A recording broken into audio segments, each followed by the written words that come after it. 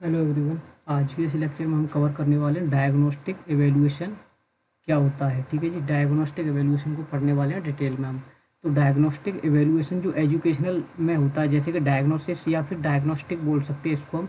तो वो एजुकेशनल में जो कि डायग्नोसिस का मतलब होता है यूज ऑफ टेक्निकल प्रोसीडर, यानी कि टेक्निकल प्रोसीडर को यूज करना कहाँ पे, एजुकेशन में जिससे कि डेजाइंग टू लोकेट, जहाँ पे हम एक स्पेसिफिक लर्निंग और इंस्ट्रक्शन में जो डिफ़िकल्टी आती है ना, यानी सीखने में और एक तरीके से इंस्ट्रक्शन के दौरान जो भी डिफ़िकल्टी आती हैं उनको कैसे हम पता कर सकें, है ना, वो होती है हमारी डायग्नोस, यानी डायग्नोस करना, यानी कि प्रॉब्लम्स को फाइंड आउट करना, है ना। And if possible to determine their cause, अब कौन कौन से कॉजेज हो सकते हैं उनको डिटरमाइन करना, है ना, किन वजह से प्रॉब्लम्स आ रही हैं हमारी, है ना, लर्निंग में।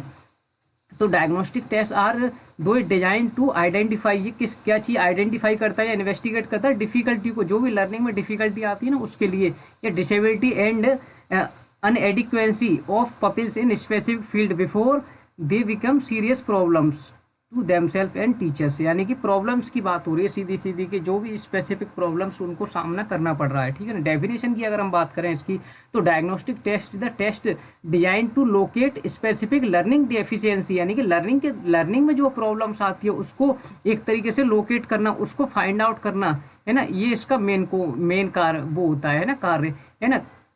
Case of specific individual at the specific stage of learning so that specific efforts can could be made to overcome, यानी फिर क्या कर सकें, उसको हम ओवरकम कर सकें, जैसे फाइंड आउट कर लेंगे प्रॉब्लम उसको, तो उसको फिर हम दूर भी करना चाहेंगे ना, दो deficiency. It help to teacher identify, ये हेल्प करता है टीचर को क्या चीज़ को आइडेंटिफाई करने में status of learner at the end of particular lesson, की पार्टिकुलर लेसन में क्या प्रॉब्लम्स का सामना उनको करना पड़ रहा है। ठीक है ना, उस चीज़ की बात होती है इसमें।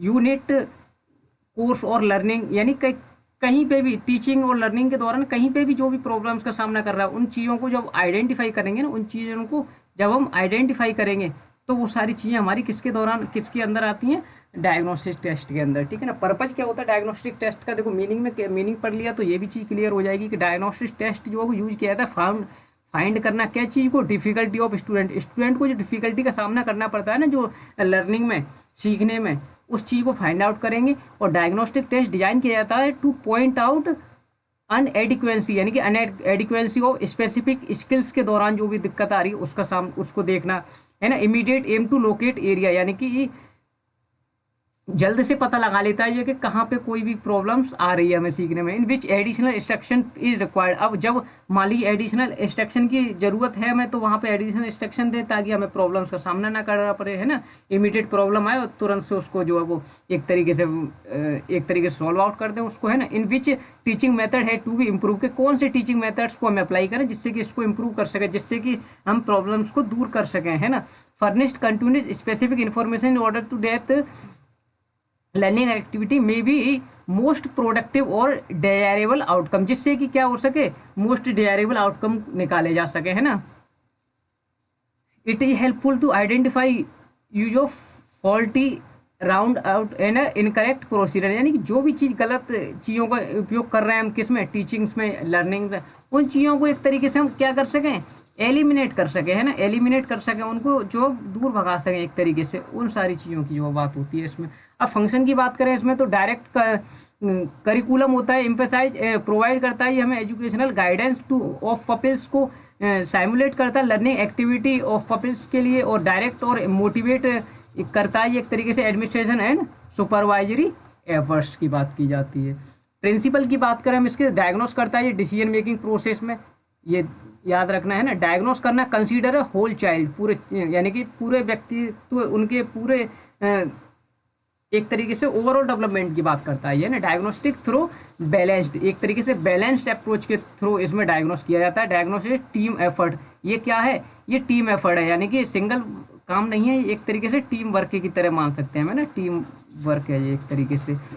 दूसरी, effective communication is essential to diagnose. अब देखो इफेक्टिव कम्युनिकेशन नहीं होगा, जब तक कम्युनिकेशन अच्छा नहीं होगा तो एक कैसे हम प्रॉब्लम्स को फाइंड आउट कर सकते हैं ना। Diagnostic is the remediation go hand in hand.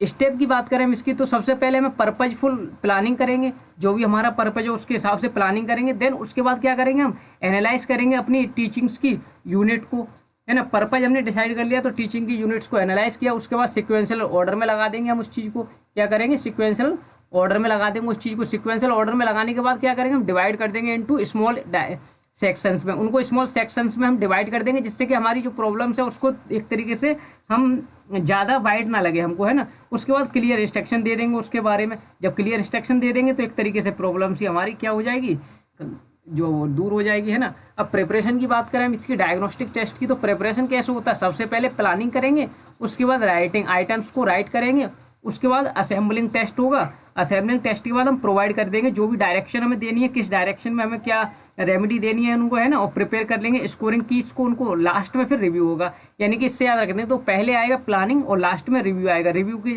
Evaluation, review, ये सारी चीज़ें कहाँ पे आती हैं, ये लास्ट में आती हैं, ठीक है ना। या फिर रिपोर्टिंग मान सकते हैं, ये सारी चीज़ें लास्ट पॉइंट होते हैं, ठीक है ना। या फिर और चीज़ बताई थी मैंने एक आपको कि रीटीचिंग, ये लास्ट स्टेप होते हैं, ठीक है ना।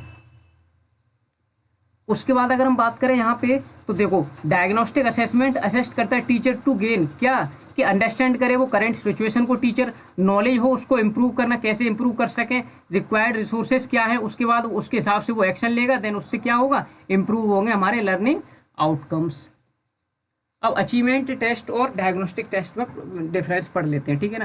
देखो अचीवमेंट टेस्ट का मतलब होता है कि how much student has achieve, क्या उसने अचीव कर लिया, स्टूडेंट ने क्या अचीव कर लिया उस चीज़ की बात, तो यानी कि हाउ यानी कैसे अचीव किया उन्होंने, तो वो तो होगी बात किस में, अचीवमेंट में। और डायग्नोस्ट में क्या है, मेजर कर रहे हैं, यहाँ पे हम मेजर कर रहे हैं how much the student has not achieved, या क्या उन्होंने अचीव नहीं कर पाया। तो अगर हम बात करें 100 आउटकम्स निकलने की बात थी, 100 में आउटकम कितने निकल के आए, 80। तो ये तो हो गए हमारे अचीवमेंट टेस्ट, और 20 क्या हो गया, डायग्नोस्टिक टेस्ट, है ना। जैसे कि जो भी अचीवमेंट हमारे एक तरीके से जो भी रिजल्ट हमारे नहीं निकल पाए, है ना।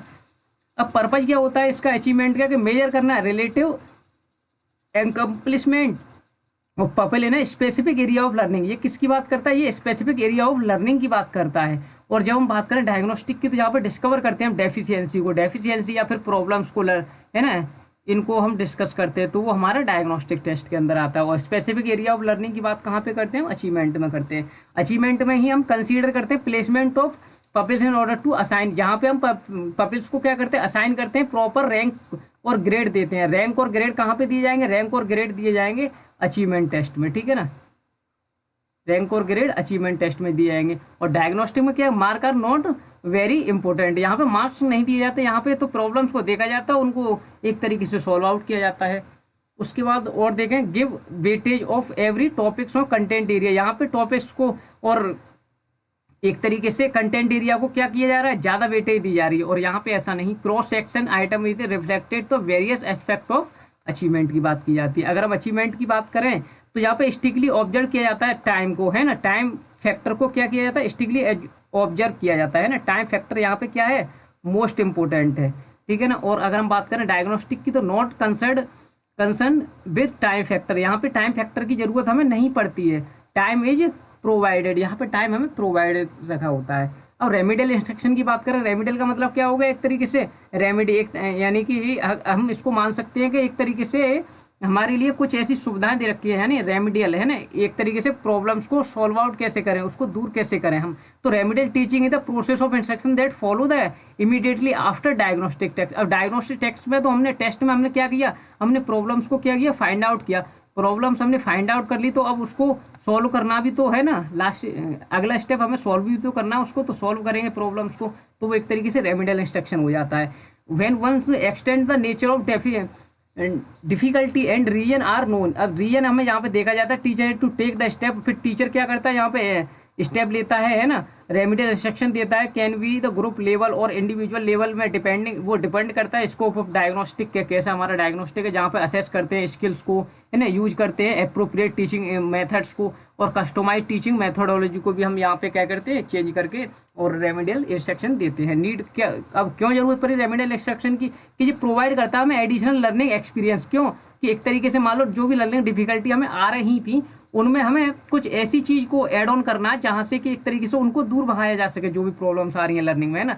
दैट माइट भी हेल्प, जिससे क्या होता है, रिड्यूस हो जाती है हमारी डिफिकल्टी, है ना, डिफिकल्टी रिड्यूस हो जाती है ना, तो इसलिए रेमिडियल का इंस्ट्रक्शन की जरूरत पड़ी थी हमें ना। रेमिडियल से क्या होगा कि प्रॉब्लम्स जो फाइंड आउट की हमने उनको दूर भगाना एक तरीके से। Diagnostic and remedial instruction should be continuous and integral part, ये क्या है, एक दूसरे से आपस में जुड़े हुए हैं ना, इफेक्टिव इंस्ट्रक्शन जिसको बोलते हैं हम, in order to help people overcome learning difficulty. और लर्निंग डिफिकल्टी को ओवरकम किया जा सकता है इससे, है ना, ओवरकम यानी कम किया जा सकता है उससे। Give the review of topic and re touching, है ना, टॉपिक्स को रीटीच करके भी एक तरीके से हम कर सकते हैं। इससे क्या होगा, एक्सटेंसिव एफर्ट टू इम्प्रूव, जिससे कि मोटिवेशन इंप्रूव हो सकता है, करेक्ट इमोशनल डिफिकल्टी होंगी और ओवरकम होंगी जहाँ पे deficiency in work study skill में भी रिक्वायर्ड।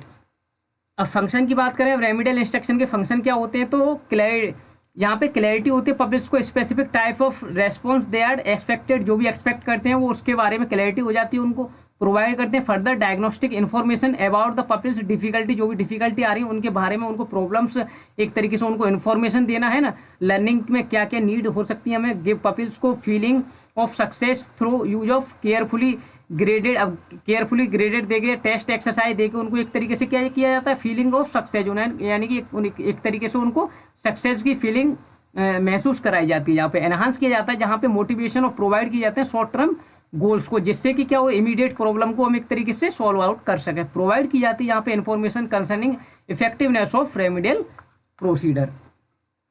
अब मेरिट की बात करें इसके, तो learning become a continuous process. Learning क्या होता है, एक कंटिन्यूस प्रोसेस होता है, अब जिसमें प्रॉब्लम्स आ रही हैं तो उनको हमें एक तरीके से दूर भी करना है ना। Learning become enthusiastic and are motivated and thus, जो लर्निंग होती है हमारी बिकम इफेक्टिव हो जाती है, जिससे क्या हो जाती है, लर्निंग हमारी इफेक्टिव हो जाती है। Foster improvement of learning achievement.